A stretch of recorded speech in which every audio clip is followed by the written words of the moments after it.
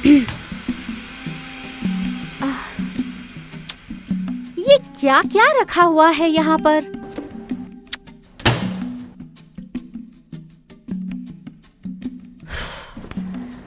कल दिन भर में मैंने जितनी सफाई की ना, पूरी जिंदगी में भी नहीं की थी इतनी।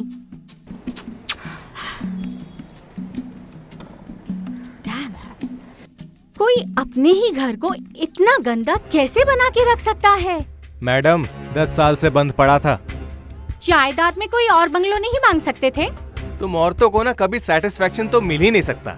हार दिला दो तो नेकलेस नहीं दिला सकते थे, सूट दिला दो तो साड़ी नहीं दिला सकते थे। वो मेघा के पति को देखो, हमेशा 4-4 साड़ियाँ दिलाता है। चाउमीन खिलाने लेकर जाओ तो पिज्जा नहीं खिला सकते थे, पिज्जा खिलाओ तो आज बर्गर खाने का मन है। मसूरी लेकर जाओ तो दार्जिलिंग का टिकट क्यों नहीं लिया? शॉपिंग के लिए कैश दो तो बैंक में ट्रांसफर क्यों नहीं किया? अबे हम आदमी हैं, कंप्लेंट रजिस्टर और तो और। Oh no. निकल गई सारी गैस क्या अभी अटकी है? अबे साले ये क्या किया, खुद पर ही गोली चला दी। शारू, मैं ये अपने लिए थोड़ी बोल रहा था, मतलब दूसरे मर्द ऐसा सोचते होंगे ना। तुम मर्द नहीं हो? शारू, जानू ये जुबान ना बहुत कुत्ती चीज होती है, मुंह से बाहर आकर लपलपाकर वापस चली जाती है, लेकिन भुगतना पूरे शरीर को पड़ता है। भुगत तो ये श्रद्धा रही है तुमसे शादी करके, और तुम तो सिर्फ इस मोबाइल में पड़े रहो। घुस जाओ इस फोन में।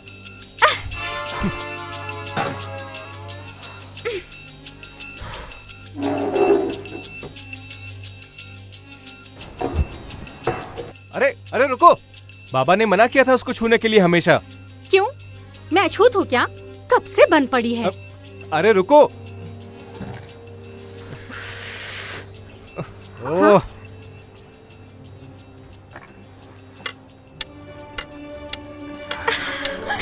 सुमन, ये देखो, इतनी पुरानी घड़ी और मेरे हाथ लगाते ही चलने लगी।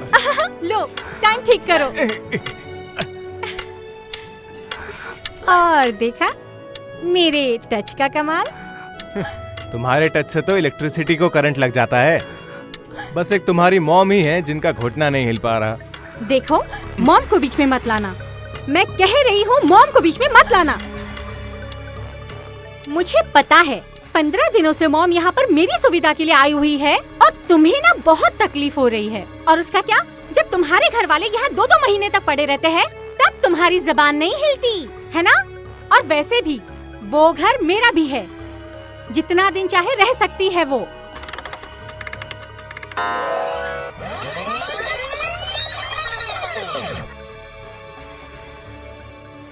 ये देखो, इतनी पुरानी घड़ी और मेरे हाथ लगाते ही चलने लगी। लो, टाइम ठीक करो। और देखा मेरे टच का कमाल। तुम्हारे टच से तो इलेक्ट्रिसिटी को करंट लग जाता है। बस एक तुम्हारी मॉम ही है जिनका घुटना नहीं हिल पा रहा। मॉम को बीच में मत लाना। मैं कह रही हूँ मॉम को बीच में मत लाना।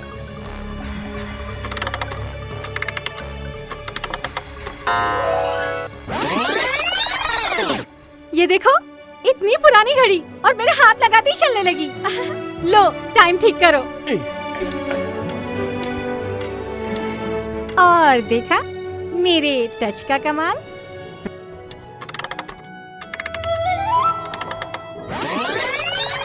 लो, टाइम ठीक करो। और देखा मेरे टच का कमाल। तुम्हारे टच में तो जादू है शारू। मुझ जैसे खोटे सिक्के को चला दिया तो ये घड़ी क्या चीज है? आखिर आज मैं जो कुछ भी हूँ तुम्हारी वजह से ही तो हूँ। इसमें मैंने क्या किया? इसमें सब मेहनत तुम्हारी तो है, और फिर पत्नी हूँ मैं तुम्हारी। अरे हाँ, अभी तो ऊपर वाले कमरे की सफाई भी करनी है। भूख लगी है मुझे सुमन। हाँ तो किचन तो साफ है ना, कुछ अच्छा सा बना लो, मुझे भी भूख लगी है। क्या? हाँ? मैं भी थकी हूँ यार। तुमने समझ क्या रखा है मुझे? पत्नी। अभी तुमने ही तो कहा।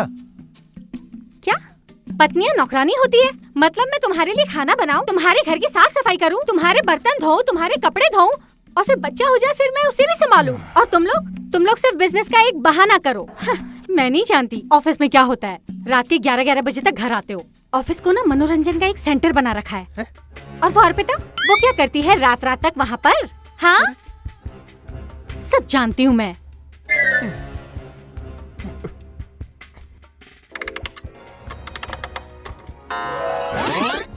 मैं पत्नी हूँ तुम्हारी। अरे हाँ, अभी तो ऊपर वाला रूम भी साफ करना है। मुझे भूख लगी है सुमन। अरे मुझे भी। एक काम करता हूँ, ऑर्डर करता हूँ। बताओ क्या खाओगी? कल भी तो बाहर का खाया था। और वैसे तुम्हें मेरे हाथ का अच्छा लगता है ना, तो मैं अभी बना के लाती हूँ। और वैसे भी किचन भी तो साफ है। अरे देखो, हाँ? तुम इतना ध्यान रखोगी तो मेरा ऑफिस में मन कैसे लगेगा? अच्छा हाँ? काश ऐसी ही कोई घड़ी हमारे पास भी रहती। नॉट पॉसिबल ना। पर हमारे पास एक चीज है, और वो है सही शब्दों का चयन।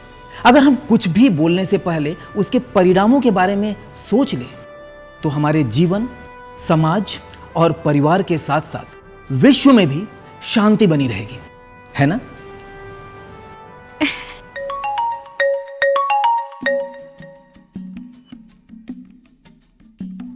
कहाँ मम्मी, अभी तो सफाई चल रही है। कहा था ना अपना घर अपने हाथों से संवारूंगी। नौकरानी तो हुई ना मैं। सही कहा था मम्मी आपने। कहाँ मम्मी, इनको अगर मुझ पे खर्चा करना होता है ना तो इनका पूरा बजट गड़बड़ा जाता है। छोड़ो मम्मी, तुम भी ना। अच्छा चलो मैं रखती हूँ, मैं रात को आराम से फ्री होकर बात करूंगी। डाल दी मम्मी ने कान में ड्रॉप। पहले ये बताओ, तुम्हें मेरी मम्मी इतनी चुपती क्यों है? मुंह मत खुलवाओ मेरा। क्यों? पड़ोस वाली मीना को देखकर तुम्हारा मुंह तो इतना बड़ा खुल जाता है। ये चाइनीज जैसी आंखें भी ना बटाटे वड़े की तरह बड़ी बड़ी हो जाती है। अरे कहाँ की बात कहाँ जोड़ रही हो? सही जगह जोड़ रही हूँ। मुझे नहीं पता तुम शाम की चाय बालकनी में बैठ के क्यों पीते हो, वो सामने वाली पड़ोसन निशी को ताड़ने के लिए। मैं चाहूँ ना तो तुम्हारे जैसे 1000 लड़के अपने आगे पीछे घुमा सकती हूँ, पर मैं तुम्हारे जैसे नहीं हूँ। फाइनली तुम्हें आज बताना पड़ेगा कि मेरी मॉम तुम्हें इतनी चुपती क्यों है।